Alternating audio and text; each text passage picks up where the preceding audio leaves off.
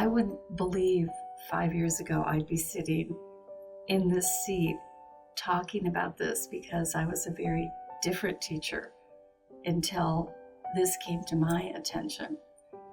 I was pretty traditional. We put things in boy boxes and girl boxes. We lined the children up, boy, girl. We did graphs of boys and girls in the class. And then when all of a sudden this wonderful student came along, we had to rethink things that had been traditional activities that we did every year in kindergarten, and really rework and look at things in a whole new light, because we want each child to be their authentic self.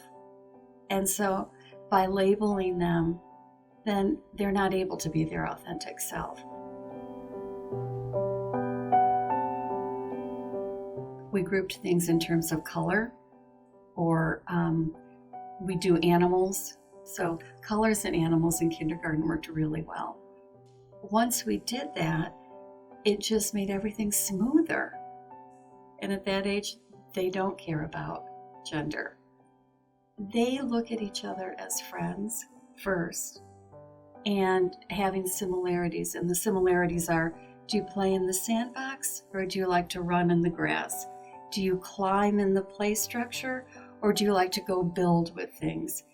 And so the more we've opened up our classroom to the children's interests, the more interested and engaged they've become. Traditionally, it seemed like the girls would play with the girls and the boys would play with the boys. And over the past few years, when we've had a much more gender-neutral classroom, I'm seeing everybody mixing together and playing together more so. When we were trying to explain to children how people are born biologically with a body, and we say you're born with a boy body or a girl body, but you can have the heart and mind of a boy, or you can have the heart and mind of a girl, and it doesn't matter what body parts you're born with, and that's okay. In our perfectionist society, I'm seeing more anxiety in children. And when you let them be their authentic self and pursue what they really like doing, it makes the whole classroom just more fun and more loving and more caring.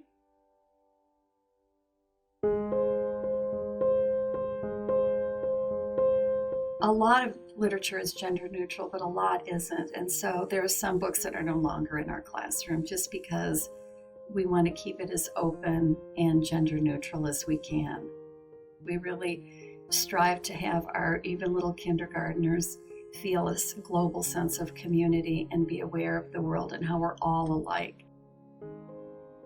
I think in kindergarten we open the door to learning and loving learning and friendships and how to form relationships. And this is just such a great opportunity to stop a lot of hatred and sad things that happen in our world.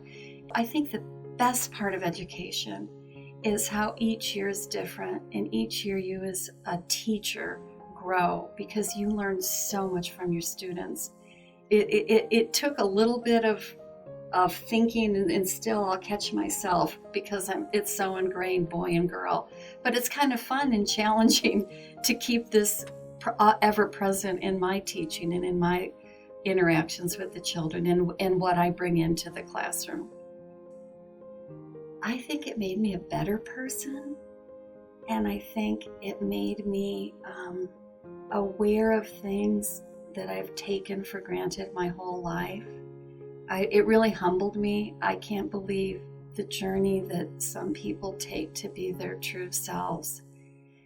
Children and adults and adolescents that are dealing with this, my heart goes out to them. This is real, and this is not their choice. Hopefully I can help people through this journey and help people realize that this is not an easy thing for anyone, but it's wonderful and it's loving to be able to accept everyone and to help everyone become their authentic self and to support them along the way.